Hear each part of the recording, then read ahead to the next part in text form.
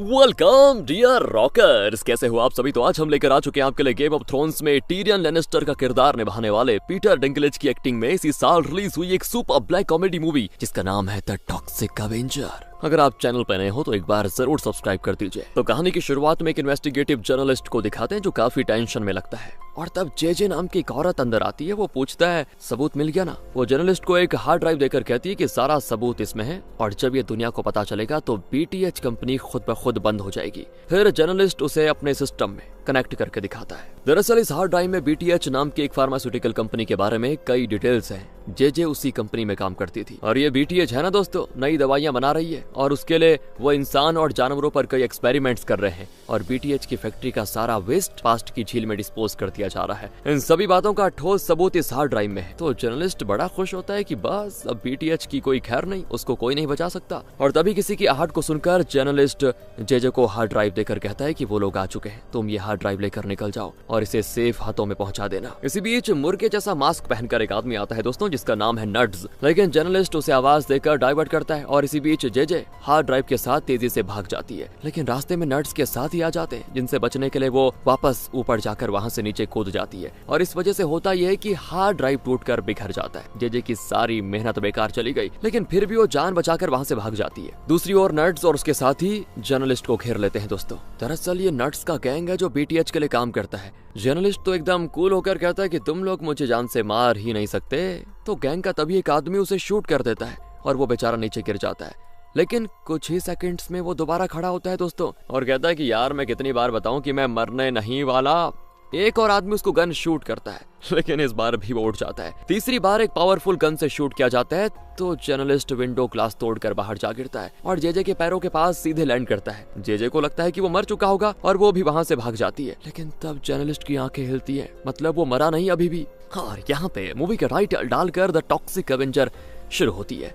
एक एनिमेशन के जरिए दिखाया जाता है कि बीटीएच फार्मा नाम की कंपनी इंसान की जिंदगी बढ़ाने और उसे मौत से मुक्त करने के लिए किस किस तरह की रिसर्च कर रही है। वो ऐसी ही कोई दवा बनाकर माला माल होना चाहते हैं। और तो और दोस्तों, वो अपनी कंपनी के टॉक्सिक वेस्ट झील में डंप कर देते हैं, जिसकी वजह से झील के जीव जंतु मर चुके हैं। एक मुर्गी उस झील का पानी पीकर एकदम ज़ॉम्बी की तरह बन चुकी थी। लगता है उस जर्नलिस्ट पर भी इन लोगों ने कोई एक्सपेरिमेंट किया था, और शायद उसको यह दवा दी गई थी, इसीलिए इतनी सारी गोलियां लगने के बावजूद भी वो मरा नहीं, जिंदा है। अगले सीन में विंस्टन नाम के एक जेनेटर को दिखाते हैं जो बीटीएच कंपनी में साफ सफाई का काम करता है। यही है अपनी कहानी का हीरो दोस्तों। वो सुबह उठता है तो टीवी पर बीटीएच कंपनी का एड चल रहा होता है। वो उठकर अपना मस्त तैयार होता है और अपने बेटे जेड के लिए ब्रेड टोस्ट करने लग जाता है। दरअसल विंस्टन ने जेड की माँ से शादी की थी, यानी विंस्टन जेड का स्टेप फादर है। लेकिन जेड की माँ कैंसर से पीड़ित हुई और रिसेंटली मर चुकी थी। इसी वजह से अब जेड विंस्टन के साथ रहता है। विंस्टन ने बहुत कर्ज लिया हुआ है दोस्तों, और उसे पैसों की काफी तंगी भी है। बैंक से उसे कई नोट्स आए होते हैं जिन्हें जेड उठाता है, लेकिन विंस्टन उनको चीर कर कहता है कि तुम पहले बेटा नाश्ता करो। वैसे जेड को विंस्टन से उतना लगाव तो नहीं है दोस्तों, लेकिन विंस्टन उसको अपना ही बेटा मानता है। फिर दोनों अपना बाहर जाते हैं, और घर के पास ही एक डिपार्टमेंटल स्टोर होता है जिसको डेजी नाम की एक बुजुर्ग औरत चलाती है। तभी विंस्टन देखता है कि स्पेंस नाम का एक गुंडा डेजी को धमकाकर कम दाम में उसका डिपार्टमेंटल स्टोर खरीदना चाहता है, और ये सब देखकर भी विंस्टन मुंह मोड़ लेता है दोस्तों। डेजी की मदद नहीं करता। स्पेंस डेजी का पेट कैट भी लेकर चला जाता है, तो वो कहती है कि मेरे कैट को छोड़ दो, लेकिन वो फिर धमकाता है कि मैं प्रॉपर्टी सेल डॉक्यूमेंट्स भिजवा दूंगा, चुपचाप साइन कर देना वरना जान से मार डालूंगा तुम्हें, कहकर वो कैट को फेंक कर चला जाता है। और बेचारा कैट किसी गाड़ी के नीचे आ जाता। वो तो अच्छा हुआ विंस्टन एन वक्त पर जंप करके उसको बचा लेता है, और फिर उसे डेजी के हवाले कर देता है। डेजी तो क्या करती, वो रोती हुई अंदर चली जाती है। फिर विंस्टन जेड से कहता है कि बेटा आज तुम्हारा डांस प्रोग्राम है ना, मैं जानता हूँ तुम भी अपनी माँ की तरह कमाल के डांसर हो, और तुम बढ़िया परफॉर्म करोगे, मेरी विश है तुम्हारे लिए। तो जेड पूछता है विंस्टन तुमने डेजी की मदद क्यों नहीं की। जी हाँ दोस्तों, वो विंस्टन को पापा नहीं कहता क्योंकि वो उसे अपना पापा मानता ही नहीं। तो विंस्टन कहता है कि बेटा ये सब तुम अभी नहीं समझोगे, हर बार हर किसी की मदद हम नहीं कर पाएंगे। पर जेड गुस्से में ये कहकर चला जाता है कि जब हमारी आंखों के सामने कोई इंसान मुसीबत में हो तो उसकी मदद करनी चाहिए ना, उसी को तो इंसानियत कहते हैं। हाँ, अच्छा ज्ञान फैल गया। इसके बाद दोस्तों अगले सीन में दिखाते हैं कि बीटीएच कंपनी के पास वाली झील में टॉक्सिक वेस्ट के कारण जो मुर्गी ज़ॉम्बी बन गई थी ना, वो ठंड के मारे वहीं पर पड़ी होती है। विंस्टन फिर बीटीएच जाकर अपना वही साफ सफाई का काम शुरू कर देता है, और तब उसे हॉस्पिटल से कॉल आता है जहां विंस्टन ने अपने सर दर्द का इलाज करवाया था। उसके सर का स्कैन लिया गया था, और उसी का रिपोर्ट डिस्कस करने के लिए डॉक्टर ने उसे बुलाया होता है। विंस्टन भी वहाँ जाता है और डॉक्टर उसे रिपोर्ट देते हुए ये बताता है कि देखो तुम्हें ब्रेन ट्यूमर है, लेकिन इसका इलाज जरूर है। एक दवा है जो तुम्हारी हालात में सुधार लेके आ सकती है, लेकिन ये ट्रीटमेंट बहुत ही एक्सपेंसिव होगा। वैसे तुम खुद बीटीएच के लिए काम करते हो ना, तुम्हें तो कंपनी की तरफ से मेडिकल इंश्योरेंस भी दिया गया होगा। तुम इंश्योरेंस का इस्तेमाल करके वो ट्रीटमेंट ले लोगे तो तुम्हारी जान बच सकती है, वरना तुम 6 महीने से ज्यादा जिंदा नहीं रह पाओगे। ये सारी बातें सुनने के बाद विंस्टन तुरंत निकल जाता है वहां से और इंश्योरेंस कंपनी को कॉल करता है, लेकिन वो बताते हैं कि बीटीएच कंपनी ने तुम्हारे लिए जिस कैटेगरी का इंश्योरेंस लिया है उसमें ये ब्रेन कैंसर कवर नहीं होता। विंस्टन टूट जाता है दोस्तों एकदम से, यार ये क्या है। दूसरी ओर बीटीएच का ओनर जिसका नाम बॉब है, वो अपनी बॉडी में एक बंदर का खून चढ़ा रहा होता है। दरअसल वो अपनी कंपनी में किए जाने वाले कई एक्सपेरिमेंट्स को खुद पर भी टेस्ट करता है और वो अपनी मौत को टालने के लिए हर कोशिश करता है। और उसके साथ उसका ये असिस्टेंट लिजी भी है। बॉब का वैसे एक भाई भी है जिसका नाम है मार्को। बॉब जो हुक्म देता है ना दोस्तों, उसे मार्को अपने आदमियों के जरिए पूरा करवाता है। फिर मार्को उन्हें बताता है कि हमने उस जर्नलिस्ट को खत्म कर दिया, लेकिन वो जेजे भाग निकली। बॉब को बड़ा गुस्सा आता है और वो हुक्म देता है कि जेजे को किसी भी हाल में जिंदा मत छोड़ो, उसे जान से मारकर फिर मुझसे मिलना, वरना मैं तुम्हें जान से मार डालूंगा। दूसरी ओर नर्ड्स के गैंग को दिखाते हैं जिन्होंने जर्नलिस्ट पे हमला कर दिया था, और वो सभी तो एक बार में जर्नलिस्ट की मौत को सेलिब्रेट कर रहे होते हैं। मार्को वहां जाकर उन्हें जेजे को मार डालने की सुपारी देता है और वो सुपारी लेकर बड़ी खुशी खुशी जेजे का काम तमाम करने के लिए निकल भी पड़ते हैं। पहले तो वो जेजे के घर जाते हैं, लेकिन वहां उसको ना पाकर तोड़ फोड़ मचाकर निकल जाते हैं और जेजे चुपचाप ये सब देख रही थी दोस्तों। नर्ड्स गैंग के जाने के बाद जेजे घर के अंदर जाती है जहाँ उसके बॉयफ्रेंड के पैर तोड़कर उसको बिठाया गया था। वो चिल्लाता है कि यार कौन थे वो लोग, लेकिन जेजे बिना कुछ कहे एक सीक्रेट डोर को तोड़कर अंदर से एक बैग निकालती है और आराम से बाहर निकल जाती है। दूसरी ओर जेड के स्कूल में डांस प्रोग्राम होता है दोस्तों, लेकिन जब जेड की बारी आती है तो वो स्टेज पे जाता भी है पर नर्वस होकर स्टेज छोड़कर भाग जाता है। और यहाँ विंस्टन देखता है कि उसका बैंक अकाउंट नेगेटिव में चला जा रहा है। वो सोच में पड़ जाता है कि यार कैसे संभालूंगा जिंदगी को। और तब डेजी जेड को अंदर छोड़ जाती है और कहती है कि जेड को स्टेज पे चढ़ने से डर लगता है, उसकी टीचर उसे यहाँ छोड़ गई थी, तुम जेड से बात करो ना। तो विंस्टन डेजी से कहता है कि कल मुझे आपकी मदद करनी चाहिए थी, लेकिन मैंने नहीं की, प्लीज माफ कर देना मुझे। पर डेजी कहती है अरे तुम तो पहले से मेरी मदद कर चुके हो ना, इसीलिए माफी मांगने की क्या जरूरत है। फिर विंस्टन जेड से बात करने की कोशिश करता है, लेकिन वो बहुत रो रहा होता है। उसे हंसाने के लिए विंस्टन बाहर जाता है और जेड की माँ का वो जो बहुत ही बढ़िया वाला गाना था वो प्ले करता है, जिसको सुनकर तब जाकर जेड उठकर खड़ा होता है और विंस्टन को गाउन पहनकर देखते हुए उसको हंसी रुकती नहीं। तब जाकर विंस्टन को थोड़ी तसल्ली होती है कि चलो तुम हंसते तो हो कम से कम। और फिर वहाँ पे रखे हुए विंस्टन के मेडिकल फाइल को जेड निकालता है। अब लेकिन इससे पहले वो कुछ देखे, विंस्टन उसे ले लेता है और कहता है कि अरे मुझे एक जरूरी काम है, मैं अभी आया, कहकर वो फाइल लेकर चला जाता है और उस फाइल को कूड़े में डालकर चला जाता है। दूसरी ओर माइकल नाम के एक आदमी को दिखाते हैं जिसने बॉब की बीटीएच कंपनी में बहुत पैसा डाला और उसके रिसर्च को स्पॉन्सर भी कर रहा है। वो बॉब से बड़ा नाखुश है दोस्तों, कहता है कि तुम बस रिसर्च ही करवाते रहोगे या कभी कोई रिजल्ट भी दिखाओगे, रिसर्च से कमाई नहीं होती, उसका कोई अंजाम निकलना चाहिए जिससे बिजनेस में मुनाफा हो। तुम्हें देखो मैं 2 हफ्ते का टाइम देता हूँ, अगर रिसर्च में कोई तरक्की नहीं दिखती तो मैं तुम्हारी कंपनी को अपने कब्जे में ले लूंगा, खत्म काम, और तुम्हें जिंदा गाड़ दूंगा यहीं, खबरदार। तो बॉब माइकल को कुछ कह तो नहीं सकता क्योंकि रोकड़ा देने वाला माई बाप जो वही है, इसलिए वो चुपचाप बाहर चला जाता है। लेकिन बाहर जाकर खूब चिल्लाता है और फिर थोड़ा शांत होकर वापस मीटिंग रूम में आ जाता है दोस्तों।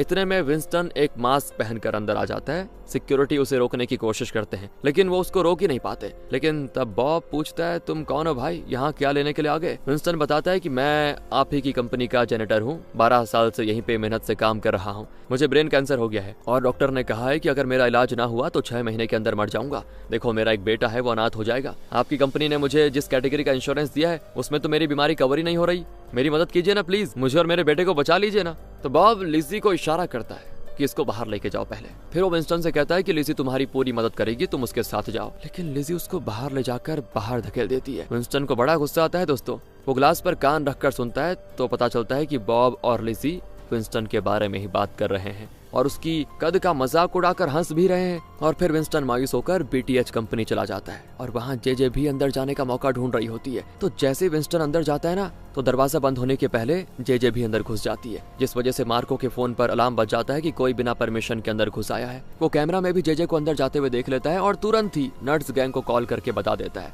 यहाँ विंस्टन दोस्तों अपने मॉप स्टिक को एक बैरल में घुसा कर निकालता है जिसमें टॉक्सिक वेस्ट होता है। टॉक्सिक वेस्ट ग्रीन कलर का होता है और चमक भी रहा होता है। अब पहले तो विंस्टन हैरान होता है कि ये क्या चीज है। दूसरी ओर जेजे एक टॉक्सिक वेस्ट बैग में छेड़ करके सैंपल ले लेती है और तभी विंस्टन भी अपनी आईडी की मदद से एक कमरे में चला जाता है जहाँ कंपनी का कैश रखा जाता है। वो सिक्योरिटी को धमकाता है कि मुझे कैश दो वरना ये टॉक्सिक वेस्ट तुम पे लगा दूंगा और तुम मर जाओगे। तो सिक्योरिटी घबरा जाता है और विंस्टन को एक बैग भर के रोकड़ा दे देता है। विंस्टन भी बैग लेकर वहां से भाग आता है दोस्तों, लेकिन तब सामने से जेजे भी तेजी से आ रही होती है और दोनों टकरा जाते हैं। इस वजह से होता यह है कि विंस्टन का बैग ऊपर उछलकर नीचे गिरता है और जेजे का टॉक्सिक वेस्ट सैंपल उस बैग पर गिरकर पूरे बैग को जला देता है। इतने में आ जाता है नट्स गैंग और ये दोनों उनसे बचकर फिर भागने लगते हैं। जेजे पहले गेट के ऊपर से अंदर कूद जाती है और विंस्टन की भी मदद करने की कोशिश करती है, लेकिन इतने में नट्स गैंग आ जाता है और वो तो बच निकलती है। विंस्टन मॉप नीचे फेंक कर उनसे जान की भीख मांगते हुए कहता है कि मैंने कुछ नहीं किया, मुझे मत मारो। पर गैंग का एक आदमी विंस्टन के मुंह पे शूट कर देता है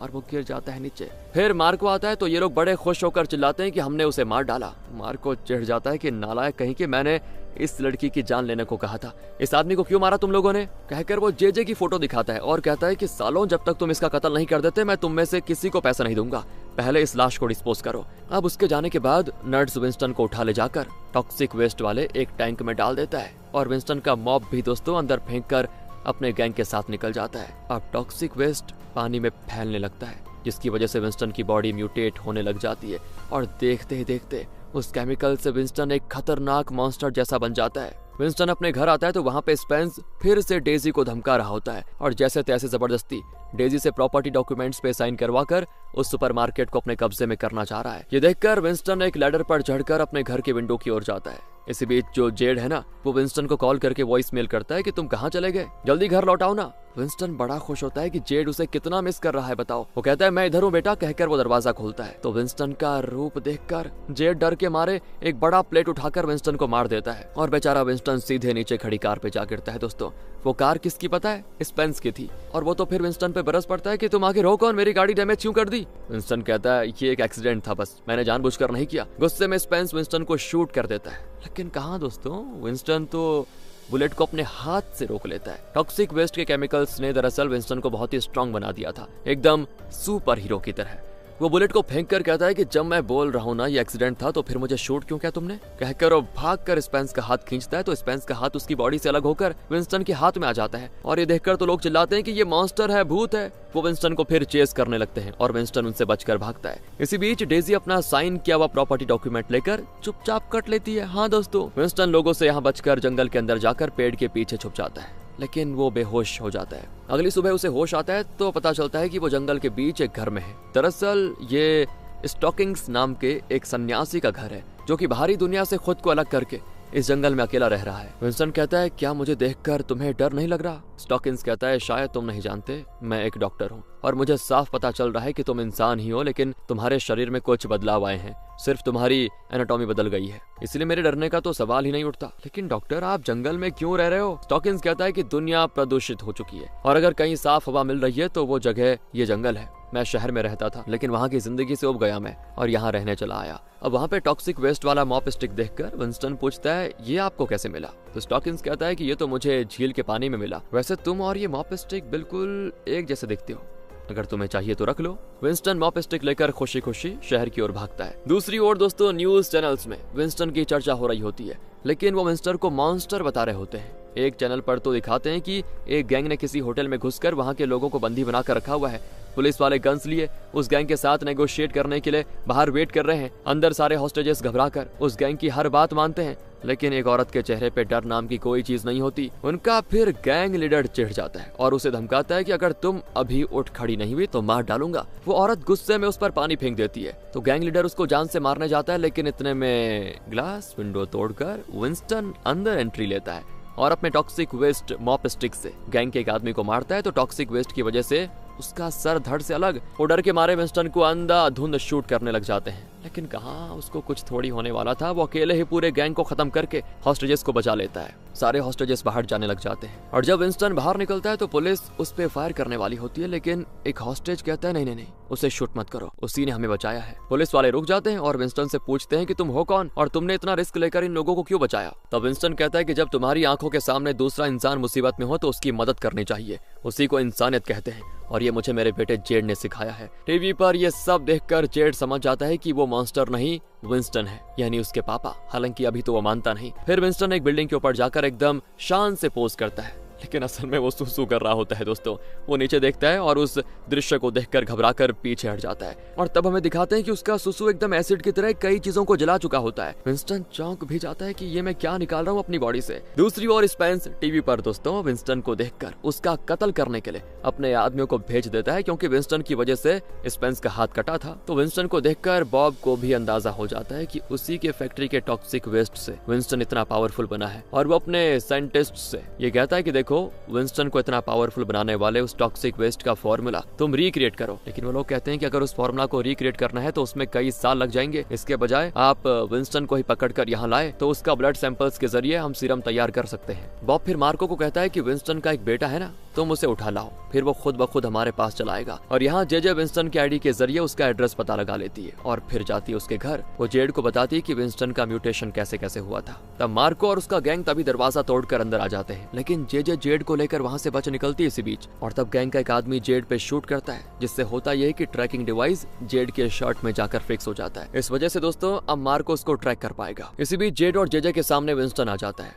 और वो जेड से कहता है कि बेटा तुम इसके साथ कहाँ जा रहे हो। जेड कहता है मेरी छोड़ो, तुम कहाँ चले गए थे। तो विंस्टन कहता है कि मुझे ब्रेन कैंसर है बेटा और उसके ट्रीटमेंट के लिए मैं रोकड़ा चुराने गया हुआ था और वहाँ मेरे ऊपर कोई टॉक्सिक वेस्ट लगा और मुझ में बहुत बदलाव आ गया। तो जेड को बड़ा गुस्सा आता है कि माँ ने भी अपनी बीमारी मुझसे छुपाई, आखिर तक मुझे नहीं बताया कि उनको कैंसर था। उनके मरने के बाद मुझे बताया क्या बताओ, अरे तुम भी मेरे साथ वही धोखाधड़ी कर रहे हो। लेकिन तब एक आदमी विंस्टन को शूट कर देता है और जेजे जेड को लेकर वहाँ से बच निकलती है। दरअसल दोस्तों स्पेंस के भेजे हुए आदमियों में से किसी एक ने विंस्टन को शूट कर दिया था और विंस्टन धीरे से अपना मॉप स्टिक हाथ में ले लेता है। वो मरा है या नहीं ये देखने के लिए वो आदमी पास आता है, तो विंस्टन उसके पेट में वो स्टिक घुसेड़ देता है, जिसकी वजह से उसका पेट एकदम फटकर बाहर निकलता है। बाकी लोग एकदम शॉक में होते हैं और विंस्टन फिर बच निकलता है। दूसरी ओर मार्को के आदमी ट्रैकर के जरिए जेड का पता लगा लेते हैं और जेजे को शूट करके उसको उठा लेके जाते हैं। दूसरी ओर स्पेंस के आदमी विंस्टन को चेस करने में लगे हुए हैं, लेकिन विंस्टन एक जगह छुपकर उनके गैंग के आदमी को पकड़कर खींच लेता है, फिर उसका कत्ल करके उसको एक दीवार के पास खड़ा करता है और दूसरे आदमी से कहता है यार वो यहाँ है, यहाँ आओ। इस तरह वो मरे हुए आदमी की आवाज में बोलकर उसके साथी को भी अपने पास बुलाकर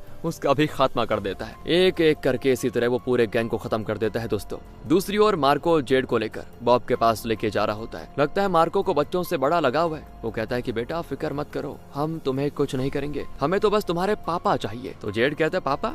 वो मेरे असली पापा नहीं है, स्टेप फादर है। और वहाँ विंस्टन जेजे के पास पहुंच जाता है जो कि घायल पड़ी हुई है। वो बताती है कि मार्को के आदमी जेड को लेकर चले गए हैं, कहकर वो बेचारी खुद हो जाती है बेहोश। विंस्टन फिर जेजे को जंगल के अंदर स्टॉकिंस के पास लेके जाता है और वो अपनी तरफ से कोई ऑपरेशन करता है, लेकिन फिर कहता है नहीं ये मर चुकी है। सुनकर विंस्टन को बड़ा दुख होता है यार, लेकिन क्या करते। वो कैसे भी करके जेजे को बचाना चाहता है और फिर वो अपने शरीर में एक ड्रिलर से छोटा सा छेद करता है और अपने खून को जेजे के घाव पे लगाता है। हाँ, अगले सेकंड दोस्तों जेजे में जान आ जाती है। दूसरी ओर माइकल बॉब पे चिल्लाता है कि तुम्हारे एक्सपेरिमेंट्स का अभी तक कोई रिजल्ट्स क्यों नहीं निकला, तुम एक काम करो कंपनी छोड़कर अभी निकल जाओ। इतने में मार्को जेड को लेके आ जाता है और बॉब उसको एक अलग कमरे में बंद करने को कहता है। मार्को नहीं समझ पाता कि बॉब ऐसा क्यों कह रहा है। दूसरी ओर विंस्टन टॉक्सिक वेस्ट वाले झील के पास बैठा होता है। लगता है वो झील ही पूरी तरह से एसिड से भर चुकी है दोस्तों। तब जेजे आकर बताती है वो बीटीएच कंपनी में टॉक्सिक वेस्ट का सैंपल लेने ही आई थी और तुमने मेरी जान बचाई, उसके लिए थैंक्स। फिर जेड का पता लगाने के लिए दोनों ही मार्को के भेजे हुए उस गैंग की तलाश में निकलते हैं। वो गैंग लोगों के आगे एक बढ़िया परफॉर्मेंस दे रहा होता है। विंस्टन तभी अपना मॉप स्टिक लेकर अंदर घुसता है और उस बंदे के लीडर के सर पे जोर से मारता है और उसके सर का आधा हिस्सा टूटकर दूसरी ओर गिर जाता है। फिर अपने मॉप स्टिक से वो एक और आदमी का सर काट देता है और अब मॉप स्टिक एक मशीन में फंस जाता है। इस वजह से करंट शॉक लगकर एक औरत मर जाती है और इस तरह पूरे बैंड को खत्म करके वो माइक में लोगों को बता देता है कि बीटीएच कंपनी के टॉक्सिक वेस्ट से झील का पानी एसिड बन चुका है। इसी बीच दोस्तों नट्स विंस्टन से बचकर तेजी से जा रहा होता है, तो जेजे सामने से आकर उसे नॉकआउट कर देती है। विंस्टन फिर अपना स्पीच देकर नट्स के पास जाता है ताकि उससे जेड के बारे में पता कर पाए, लेकिन जब वो उसका मास्क निकालता है तो पता चलता है कि बीटीएच कंपनी ने इस पर भी कोई एक्सपेरिमेंट किया था, जिसकी वजह से उसका सर एकदम छोटे बच्चे के सर जैसा सिकुड़ा हुआ होता है। उसे डरा धमकाकर विंस्टन और जेजे पता लगा लेते हैं कि जेड को कहां पे रखा गया है। दोनों शहर से बाहर बॉब के घर पहुंच जाते हैं। पहले विंस्टन एक पेड़ के पीछे छुपकर अपनी आंखें बाहर निकाल लेता है और उन्हें बाइनोकुलर की तरह इस्तेमाल करके देख पाता है कि जेड को कहां पे रखा गया है। फिर वो आंखों को वापस अंदर रख लेता है। कमाल है। फिर वो एक प्लान बनाकर अंदर जाता है, लेकिन तब जेड चिल्लाता है कि मत आओ, खतरा है। लेकिन तब तक एक स्टैचू से जहरीले गैस निकल चुके थे जो कि विंस्टन और जेजे को बेहोश कर देते हैं। अगले सीन में दोस्तों दोनों को एक जगह बांध के रखा होता है और बॉब के साइंटिस्ट्स विंस्टन का ब्लड सैंपल निकालकर टेस्ट करने में लगे होते हैं। बॉब कहता है कि चाहे इसकी जान ही क्यों ना निकल जाए, इसकी सारी शक्तियों को चूस कर निकाल लो। फिर वो विंस्टन के सर में एक ट्यूब फिक्स करके उसके सेल्स तक को एक्सट्रैक्ट कर रहे होते हैं और हर बार जब वो सेल्स निकालते हैं तो विंस्टन दर्द के मारे चिल्लाता है। और फिर कई तरह के टेस्ट करने के बाद दोस्तों साइंटिस्ट इस नतीजे पर पहुंच जाते हैं कि विंस्टन के अंदर जो शक्तियां हैं वो उसके ब्लड या सेल्स के जरिए बाहर नहीं निकाली जा सकती। और फिर माइकल आकर टीवी ऑन करता है। विंस्टन ने कुछ हॉस्टेजेस को एक गैंग से बचाया था, उसी का न्यूज चल रहा होता है जिसमें बताते हैं कि बीटीएच कंपनी के टॉक्सिक वेस्ट से